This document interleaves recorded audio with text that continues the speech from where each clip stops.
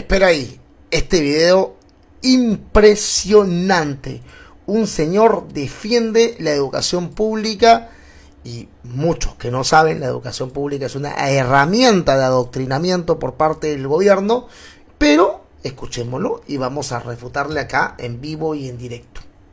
Escuchemos. Institucional que no beneficia a nada ni a nadie y que ha destruido toda nuestra convivencia social.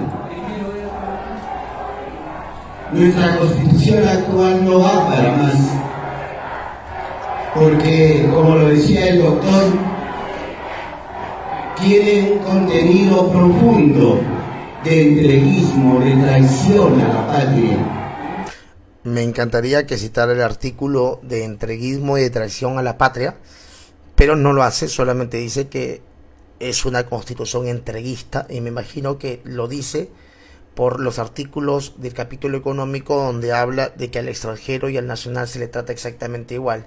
Si se refiere a ese artículo, él es el discriminador, porque está discriminando a una persona empresaria simplemente por su nacionalidad, por el origen. Y tú no puedes tratar desigualmente a las personas por donde nacieron. Eso es absolutamente discriminador. No sé si se refiere a eso, estoy tratando de interpretarlo porque al no ser claro y solamente lanzar emociones, sentimientos, dolores, me parece, siento, creo, digo, estipulo y meo poético, no da un solo dato claro, entonces no se puede ser tan duro con él porque no se entiende, ¿no? Y está de espaldas al progreso y al bienestar de nuestro pueblo. Eso es falso. La Constitución de 1993 ha permitido un crecimiento económico extraordinario y ha sacado de la pobreza a muchos peruanos. Basta ver los números nada más, que obviamente la izquierda repudia. Con la Constitución del 79 los pobres eran 54% y los extremadamente pobres 17% de la población.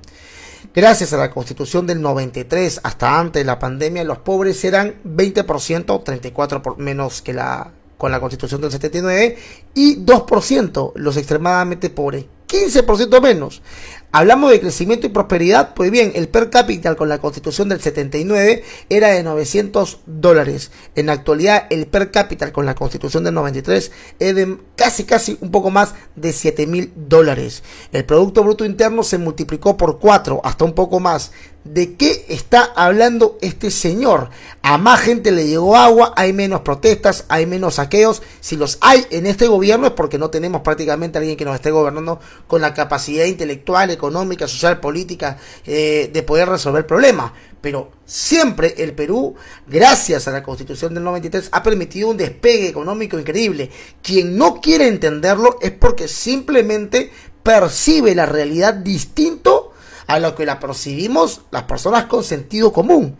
Ese ya no es un problema de números, de interpretaciones, ese es un problema psiquiátrico ya. Ese ya no es un problema, o sea, no entender que con la Constitución, o no aceptar que con la Constitución del 93 se sacó a 30 y pico % de peruanos de la pobreza, y los números lo demuestran. Se demuestra el dinamismo de la clase media, se demuestra increíblemente cómo los peruanos han podido crecer económicamente. Si eso no lo aceptan, no es un tema de interpretaciones, es un problema psiquiátrico.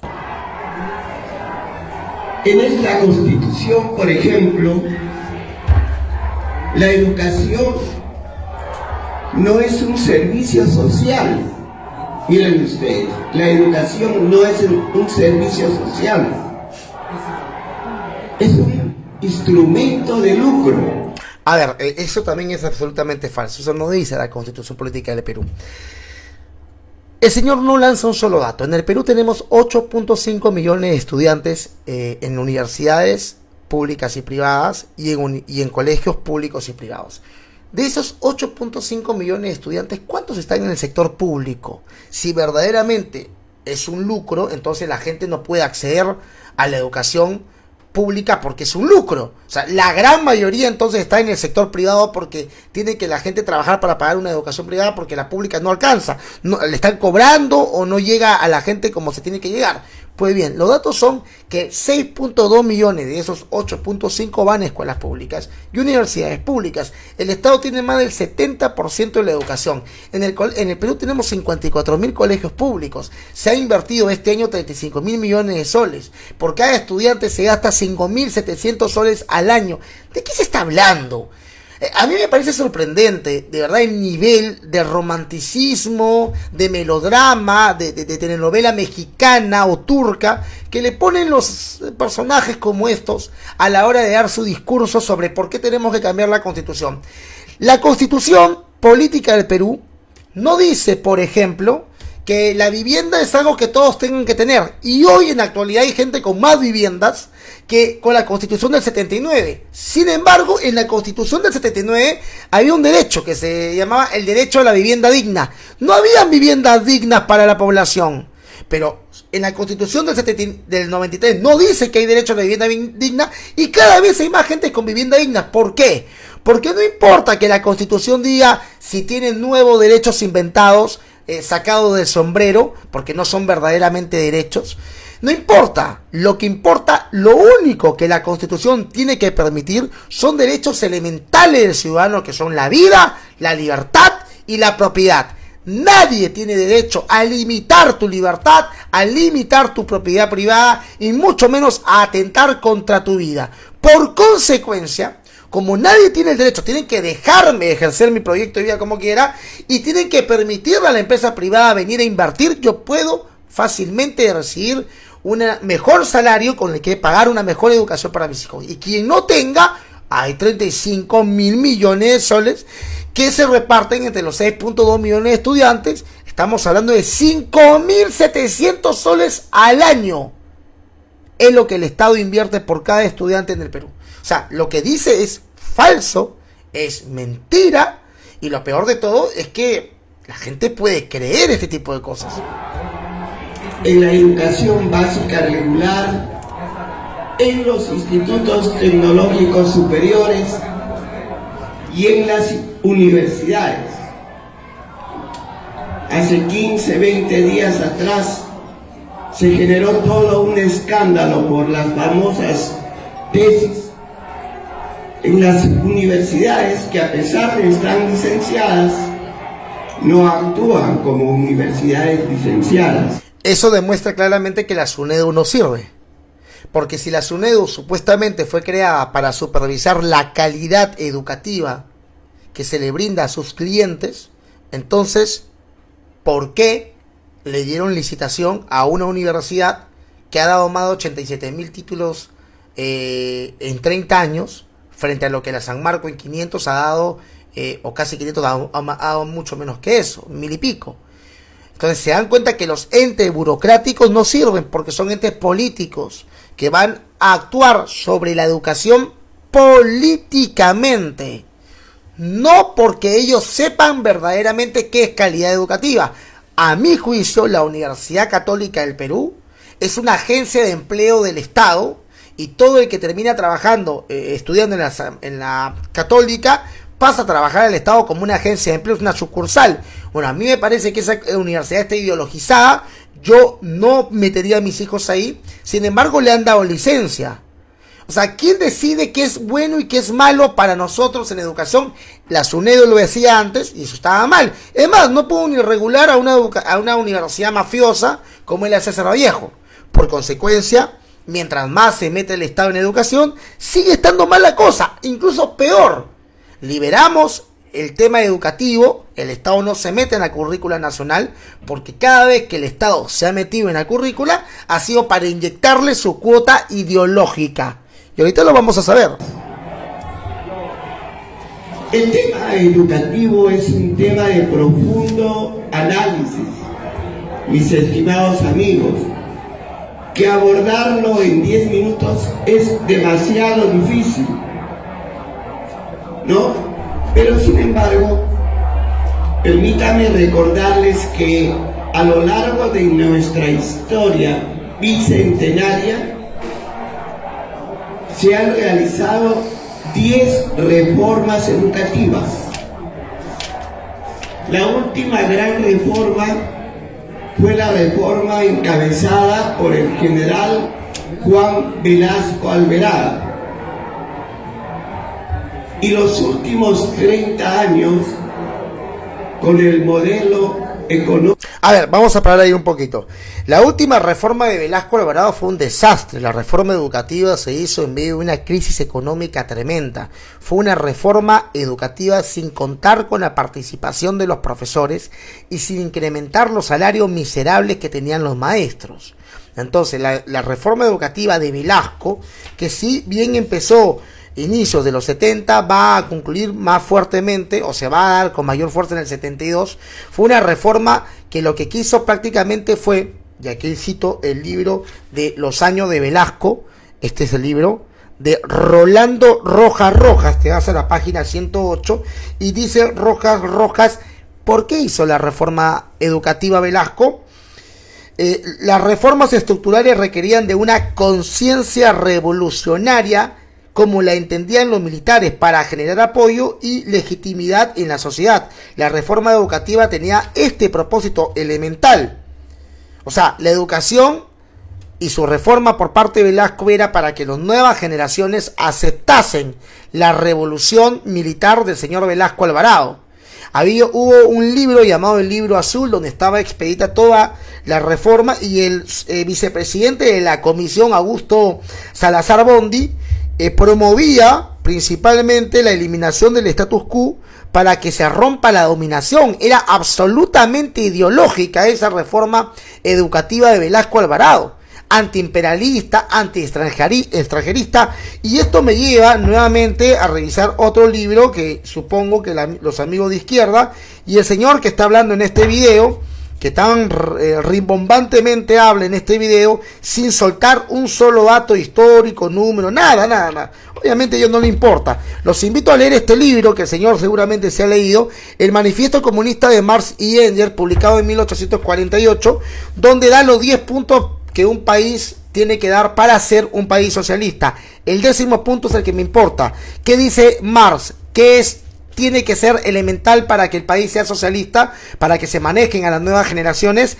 La educación pública y gratuita de todos los niños. La educación, señores, ha sido utilizado como un caballo de batalla siempre por los gobiernos, sea este de izquierda, sea este de derecha, sea este conservador, sea este progresista, no importa.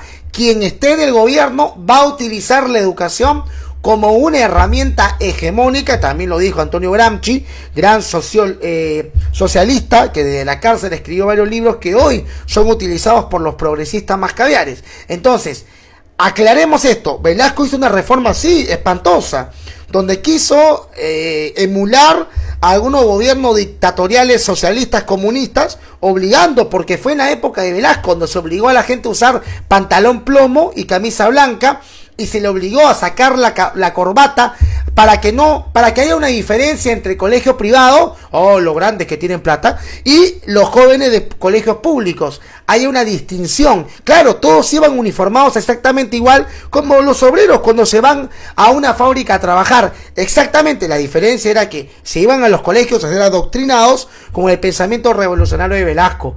La reforma velasquista de educación fue un desastre. Y lo peor de todo, que este señor, al parecer, este señor de acá, es de izquierdas, y sin embargo se olvida muy bien, y debió de haber mencionado, que la revolución, o la reforma, educativa de Velasco le dio la espalda al magisterio. No permitió ni aumentos salariales, ni participación de los profesores, nada. No había un solo representante del magisterio, lo dice este libro de Los años de Velasco, de Rolando Rojas, ni un solo representante del magisterio en la comisión de la reforma educativa. En las subcomisiones sí, pero en la comisión, la que mandaba, ni uno. Así que no me hable de reforma de Velasco, y si lo hace, señor, atrévase a citar lo desastrosa que fue esa educación, que le metían ideología de izquierda en la cabeza a los chicos. Neoliberal. El neoliberalismo no existe, y lo hemos explicado 1.000.000 de veces. Yo lo invito a leer este libro que tengo acá.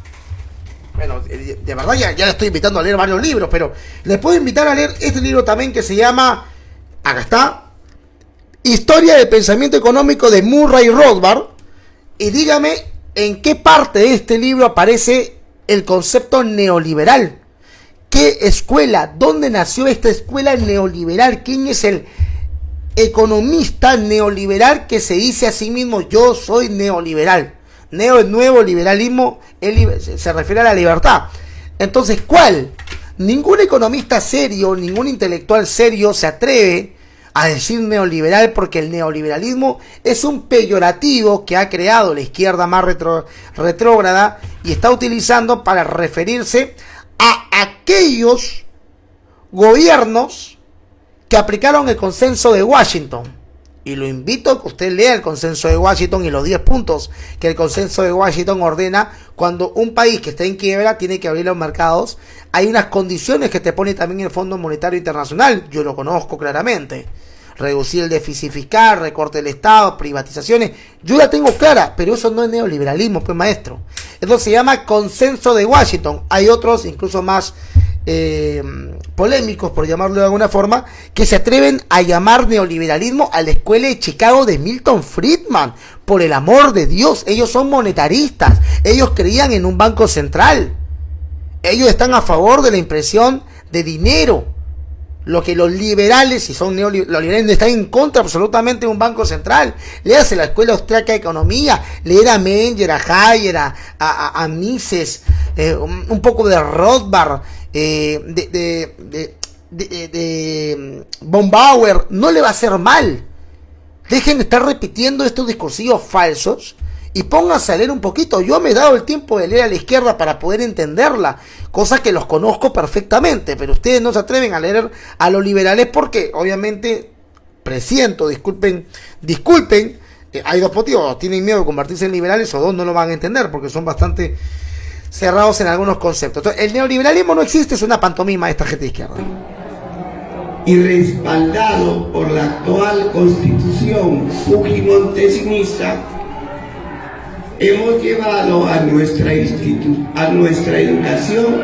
A ver, no podemos decir que la constitución de Fujimori fue, que la constitución del 93, como ellos le llaman, que es de Fujimori, o de Montesinos, es fujimorista, pues no.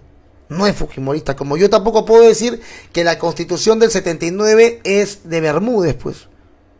O tampoco puedo decir que la constitución del 33 es de Sánchez Cerro, ¿no? O la del 19 de Augusto B. Leguía. O la de 1866 es de Mariano Ignacio Prado. O la del 60 y 56 son de Ramón Castilla. O la del 33 es de Orbegoso. Antes del 33, la del 39, que fue la de Agustín Gamarra. O la del 28, no puedo decir que es la constitución de Santa Cruz, si no me equivoco, era el presidente Lamar, creo que estaba ahí. Presidente Lamar.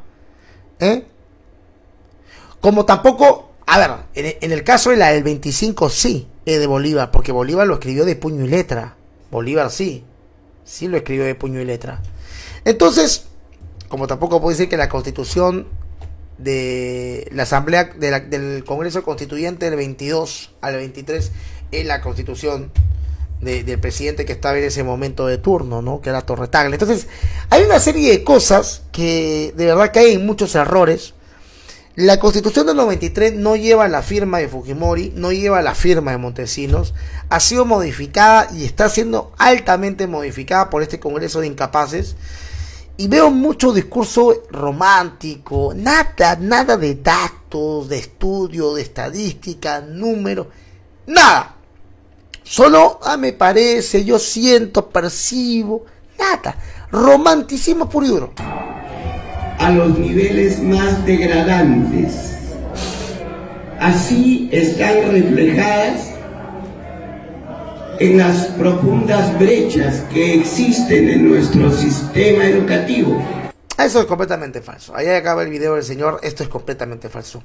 Agradézcale a la Constitución del 93 y a las políticas económicas que se aplicaron, que ha reducido la pobreza. No es lo que yo quisiera que se reduzca más la pobreza, pero hay algo negativo, como siempre digo, de la Constitución, es que todavía esa Constitución es social de mercado, y nosotros los liberales queremos que la Constitución sea absolutamente de libre mercado. Y eso para que los liberales queramos que en la Constitución vaya libre mercado y no social de mercados, no tenemos que ir a una asamblea constituyente. Simplemente basta con una reforma constitucional del aparato económico. No hay más que eso. Los liberales queremos también cambios de base, liberar el mercado, reducir el Estado, eliminar impuestos, reforma educativa y de pensiones. Queremos un montón de cosas. Privatización de las cárceles, entre otras cosas. Pero todo lo que proponemos se puede lograr con reforma. Y son cambios, pero así, sustantivos. Ustedes quieren una asamblea constituyente porque quieren convertir a Perú en Bolivia, en lo que va a ser Chile, o posiblemente en lo que es hoy Venezuela. Y sí lo pueden hacer. Lo han hecho. Y lo pueden hacer aquí en el Perú también. Conmigo hasta una próxima oportunidad. No olviden de apoyar el canal con estrellas, o aquellos que quieran apoyarnos también suscribiéndose. Chao.